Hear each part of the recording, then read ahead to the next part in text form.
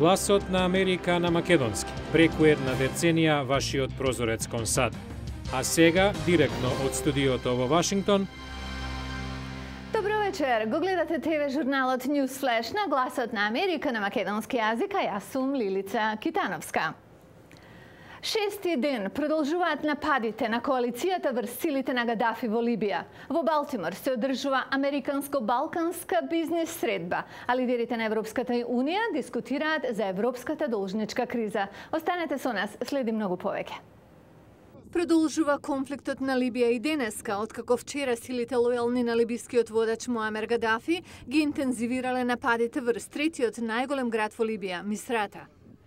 А во Брисел самит за должничката криза. Повод е Португалија, чиј премиер вчера си даде оставка, откако парламентот го одби неговиот план за намалување на трошоците во буџетот.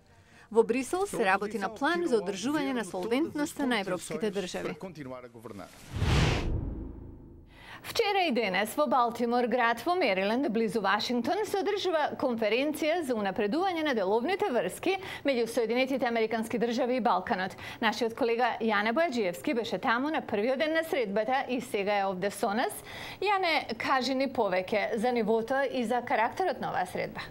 Лилица, најпрво да ти напоменам дека присуствува во Балтимор преку 400 бизнисмени од американски фирми од регионот. Од македонска страна таму се вице-премиерот за економски прашања Владимир Пешевски, директорот на Агенцијата за странски инвестиции Виктор Мизо и неколку македонски стопанственици.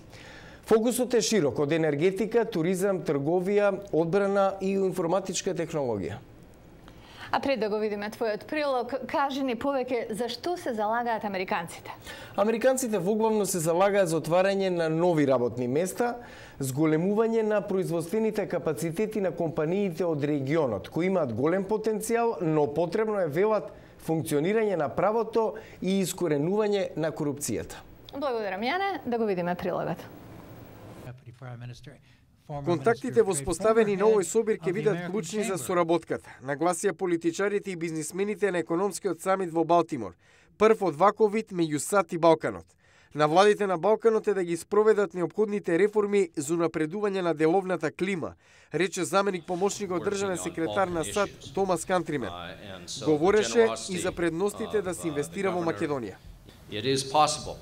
Во Македонија е возможно да се регистрира нова фирма за помалку од еден ден.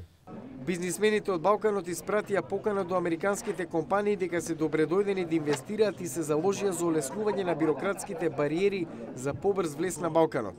Создавање на клима за инвестирање ќе го забрзи процесот на интеграција на регионот, нагласија политичките представници. Чарлс Дилон, претседател на бизнис алијансата САД Балкан, рече: Ваков самит требаше да се одржи многу порано, затоа што САД се слабо застапени во регионот. Целта е да потикнеме диалог што ќе овозможи трговија и инвестиции меѓу САД и регионот. Македонската делегација ја предводи вице-премиерот за економски прашања Владимир Пешевски. Дополнително би додал дека имаме и членови во владата и веќе во администрацијата со солидно искуство од Западот и ќе нас е многу лесно да дојдете до највисоките владени представници за било каков проблем што имате. Сите треба да ги споделиме истите вредности и меѓусебно да се поврземе за поголема соработка.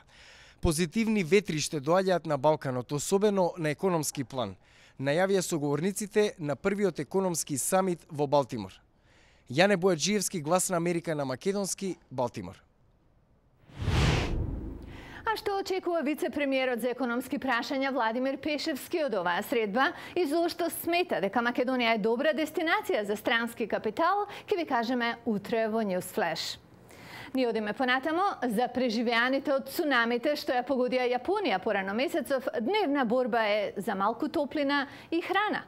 Во градот Тагајо, на брегот на префектурата Мијаги, болницата Сенен е без струја, газ и вода веќе 2 недели. Има недостаток од лекарства, а неколкумина постари пациенти умреле од ладна. Хенри Риджвел од Гласот на Америка е таму и не го испрати следниот извештај.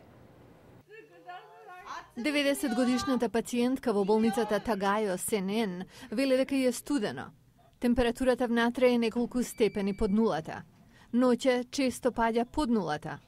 Немањето струја, вода, лекови однесе уште 12 животи откако брановите минаа низ пониските катови на болницата. Јоичи Хашигучи е лекар во болницата.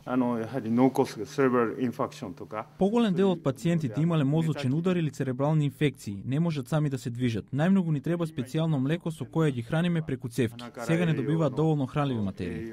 Медицинските сестри прават се што можат. Спасиле колку можеле лекови од урнатините. Ги топлат шишињата со примитивна печка на пропан, да имаат шишиња со топла вода. Томоми Гото е една од сестрите што работат по 18 часовни смени. Навистина е ладно и не можам тука многу да сторам, а тоа ме прави тажна. Но не смеам да изгледам депримирано на работа. Пациентите уште повеќе ќе ги загрижам. Се обидувам да бидам насмејана. Гото и незините колешки понекогаш спијат на под во болницата. Премногу е компликувано да се стигне до дома. Немањето вода носи и друг проблем. Нема чиста постелнина. Условите за работа се неверојатно тешки. Ова е доктор Сацуки Ишигаки. Сите страдаа во цунамите, и пациентите и лекарите. Многу мина ги загубија домовите. Сите се под стрес, а тоа не е добро за здравјето. Армијата инсталирала генератор што оперира 2 часа навечер. Тоа е виталното време кога лекарите изведуваат важни задачи. Сите сакаат ова да помине колку е можно побрзо и да се вратат на нормален живот. А во меѓувреме, никој не се жали. Велат, само си ја вршат работата. На утрешен ден во 1911-та 146 лица загинаа во пожар во фабрика за текстил во Њујорк. Главно млади жени и мигранти. Зошто е ова важно за нас денеска? Затоа што еден век подоцна битката за подобри работни услови не е завршена. Гледајте во утрешен Ньюсфлеш што мислиме со тоа.